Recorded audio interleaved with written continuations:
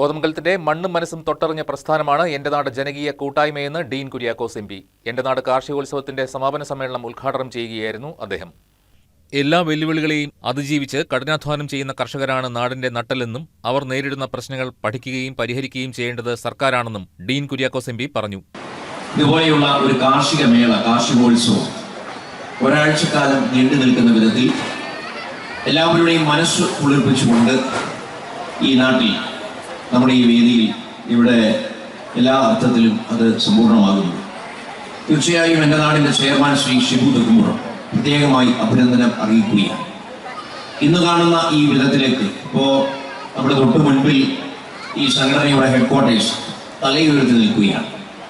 കോതമംഗലത്തിൻ്റെ എല്ലാ മേഖലയും സ്പർശിച്ചുകൊണ്ടാണ് ഈ പ്രസ്ഥാനം മുന്നോട്ട് പോയിക്കൊണ്ടിരിക്കുന്നത്. എന്റെ നാട് കാർഷികോത്സവത്തിന്റെ സമാപന സമ്മേളനം ഉദ്ഘാടനം ചെയ്ത് സംസാരിക്കുകയായിരുന്നു അദ്ദേഹം. ഉത്തരവാദിത്തമുള്ളവർ കർഷകർക്ക് നേരെ മുഖം തിരിക്കുന്ന സാഹചര്യത്തിലാണ് എന്റെ നാട് പോലുള്ള ജനകീയ കൂട്ടായ്മയുടെ പ്രസക്തി.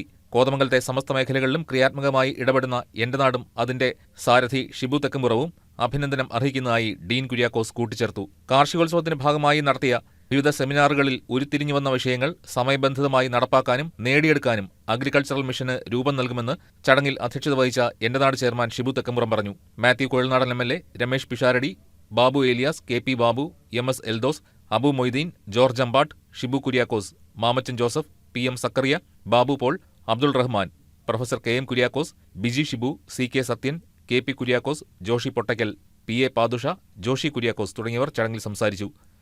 News desk, KCB news.